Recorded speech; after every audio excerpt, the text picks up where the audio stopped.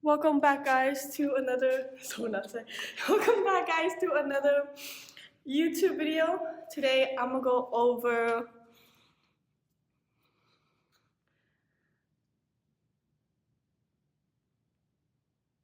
First Amendment rights and protesting. Yeah. So I say that as if I don't have a title slide. So I'm gonna go over what? Wrong slide. It's okay. I'm gonna keep it in the video because it happens. We're gonna go over freedom of speech on campus, risks and responsibilities. I think I need a clicker. Do we have a clicker? I don't know. Next time. So, whoa. I don't even know if you guys can see that, but I will say it out loud. And so, free speech is basically on college campus. It's pretty much a hot topic because oftentimes you ask what are your rights, how you can use them. That's a typo. But I'm gonna break down what is the First Amendment rights. And yeah, that's not a typo actually. We will proceed because I have to start the video over from the intro. Let's not. So the First Amendment protects what schools can regulate, how you can safely and effectively protest on campus. We'll also highlight real-life examples of controversial protests and what they mean for the freedom of expression and education. And so over here, I added what free speech is. It's the right to articulate opinions and ideas without interference or punishment from the government. Next is freedom of expression. And a lot of times on school websites, they have kind of their guidelines of what freedom of expression should look like. So freedom of expression is freedom to hold opinions and receive important information and ideas without interference from public authority. Yeah. Next is the agenda for today. So we're going to talk about what is the First Amendment right for those who don't know what it is, because oftentimes, maybe your first time. And also you could be an international student, so not everyone knows what the First Amendment right is. Next, we're going to talk about time, place, and manner when it comes to protesting, and also some controversial protest speakers and some big events that has happened. And so by the end of the presentation, cookies, hopefully you guys know these three main points. And yeah. So first off is the First Amendment. So this is kind of the book by book. It is Congress shall make no law respecting the establishment of religion or prohibiting the free exercise thereof, or abridging the freedom of speech, or of the press, or the right of the people peacefully to assemble and to petition the government for the redress of grievances. And I did put it in my own words, so AKA, First Amendment guarantees the freedom of expression by prohibiting or stopping Congress from restricting the press or the rights of individuals to speak freely. It also guarantees the right of citizens to assemble peacefully and to petition the government. Basically, you guys know what a protest looks like, and so basically that is it. Just make sure that your rights are not being infringed.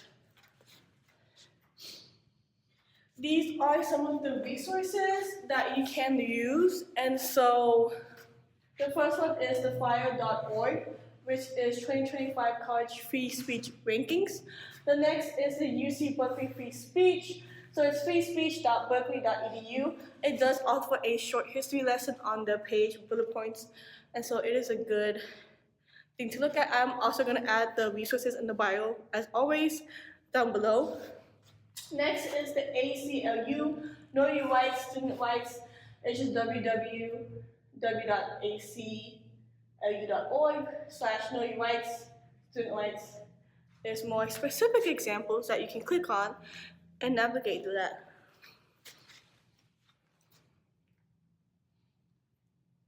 Next is, I'm going to talk about what is protected and what is not considered protected speech. So first, I'm going to go over what is considered not fucking protected. And obviously, I did ask AI for help. a little bit on the outline, and so it gave me these examples. But you don't need AI to know this. I hope you do know this. First one is true threats. It shouldn't be threatening to not only your life, but to especially to others. Incitement to violence, harassment, obscenity, and defamation. So I really didn't need AI to give me those examples. But I always need a second opinion, and AI is my second opinion pal. Next, what is considered free speech? And so free speech, protected speech, my bad, protected speech. And I use my school's example because I had someone on my Instagram told me, I kind of like added a Q&A of like, what should I talk about next? And they're like, you should talk about protesting. And so I actually wrote an essay about this for one of my graduate classes. And I thought what would be nice is to refer to my school's freedom of expression PDF or website, same thing. But first what I talk about is time, place, and manner. As it says in the sentence, the time, the place the protest takes about, and the manner. So is it giving Demir or is it giving Toxic X 2000 something Britney? You know, because there's a difference. There is a difference. Common, where you can protest are usually common outdoor areas that are deemed traditional. And there is a list on the UVH website, which I will include in the bio, of places, outdoor places where you can protest. You can always see where you can protest. It definitely should already be 100% on your school's or university's website of what places are deemed to be protestable on campus and whatnot. Oh, that guy is changing. Anyways, as we proceed. Next is case studies. Some of the case studies, I actually don't know a lot of them, to be honest, but I'm gonna say it out loud because it may resonate or you may know of it. So the first one is UC Berkeley 2017, Mayo Yano Peronis. Second one is Midbury College 2020. That's a typo. Charles Murray. Next one is Ben Shapiro at the University of Florida and others, and Columbia University and about the Gaza and Hamas. Next is the University of Florida about the DEI ban protest, and lastly is Stanford Law School Judge Tucan 2023. There's another one is Harvard and other Ivy League schools about anti-Semitism accusations post-Gaza protests, which is 2024 to 2025. Excuse some of the typos. I had to use this room ASAP. And I'm also dressed really nice. So I was like, why not kill two birds with one stone? Also, it shows you that I also do mess up. Anyways, there are some other ones that I asked. I asked for ChatGPT to give me some more recent ones. And so, yeah. So we have Yale University, January 2025, Israel, debasement, occupied campus lawns. January 2025 is University of Wisconsin. There's a sit-in over at the anti-DEI legislations. March 2025 is Princeton University and campaign organized by pro-Palestine students. And April 2025. Oh, this is a ChatGPT typo. Blank University student blockade calls for debasement from weapons makers.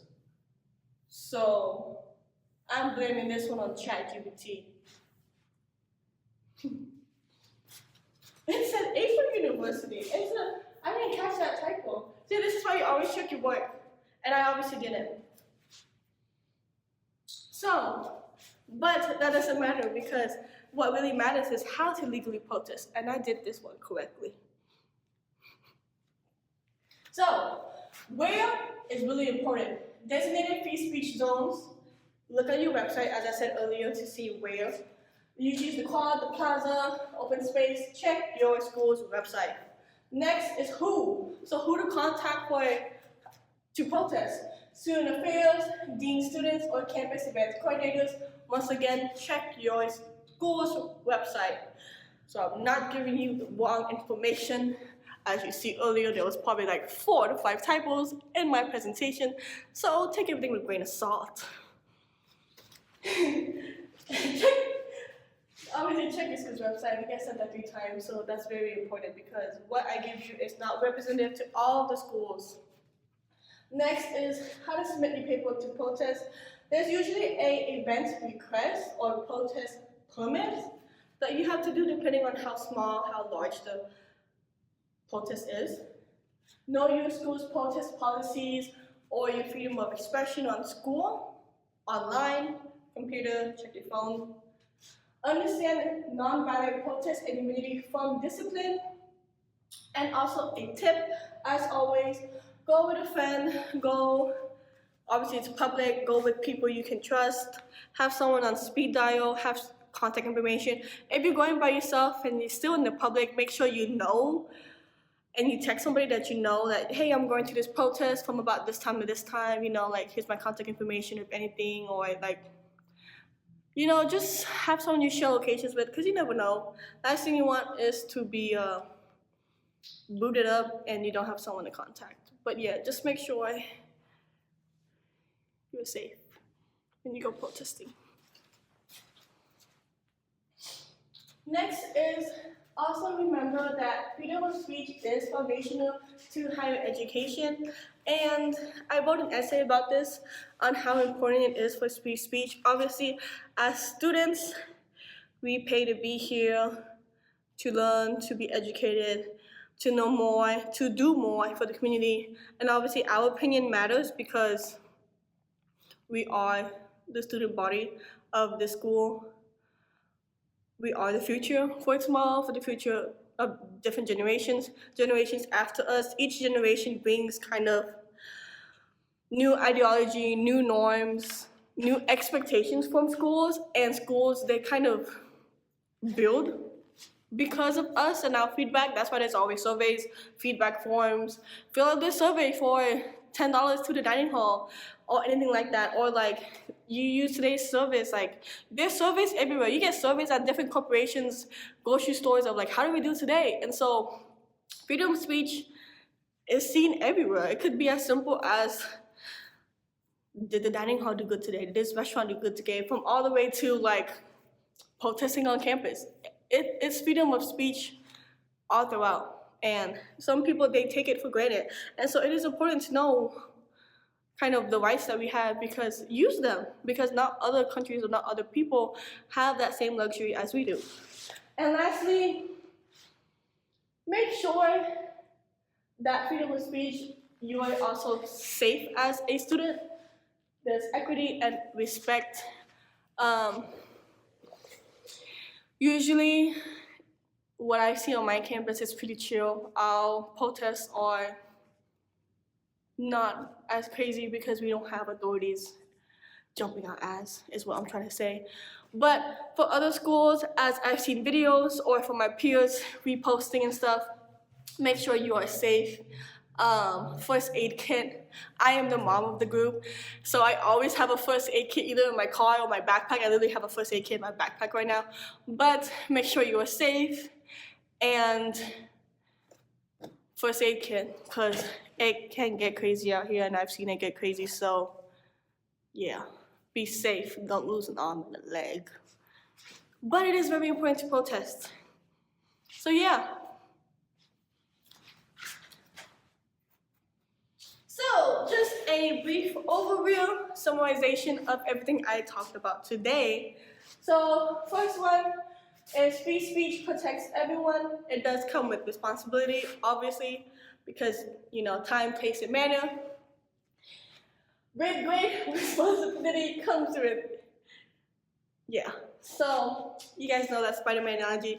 If you don't, go watch Spider-Man. But yeah, with great responsibility, Shoot, oh my God, I forgot it. Oh my God, how did I add the quote and I forgot it? I wrote it backwards. With great power, that's why I'm messing up. With great power comes great responsibility. There you go. I slept really late last night, as you could see. read your shit and have proper documentation if needed. Protests, depending on how big, I actually don't know. This is actually like everything else other than my essay. I had to find out. It was like when I did my essay, this is the first time I ever like thought about looking up stuff for protests. So online has told me that there is documentation needed, so for some protests. So go ahead and get that documentation needed. Put everything in email, obviously email trail, because you just never know when a protest might come bite your ass or actually get you booted up into jail or whatever. I don't know, I've seen crazy shit online. So just make sure that you have a email trail, paper trail, documentation trail, because you just never know. Also, if someone sues you or someone hurts you, vice versa, from the other side, proper documentation. Lastly, stay safe, cookies. Stay safe, be safe, have contact, and protest to your heart's content.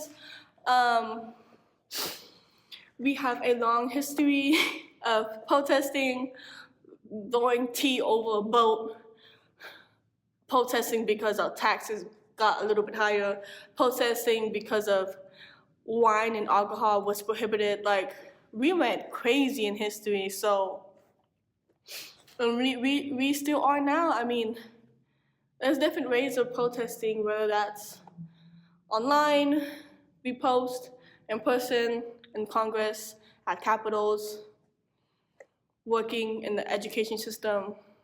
There's different forms of levels of protest. So yeah, whatever form of protest that you are protesting, be safe. If you can't protest, but your friend can because of citizenship status, give it to them. They love to protest. Like for example, some of my friends, they can't, but I have a big ass mouth and I can. So yeah, just make sure you're good to go. And that's it. That's all I have for you guys today. Done deal. Thank you for watching my videos, and as always, don't forget to like and subscribe. But yeah, have a good one, and I hope you guys enjoyed all of my typos, because I did not catch that until now. But then again, I didn't. Look, I did. After I was done, I was like, I gotta record because I'm about to go on a date with my friend. We're about to go eat some food. We're about to go to the museum. So I kind of really didn't. I did care, but I didn't, because I was all like, I need to get this video out. But yeah, bye. Have a good one.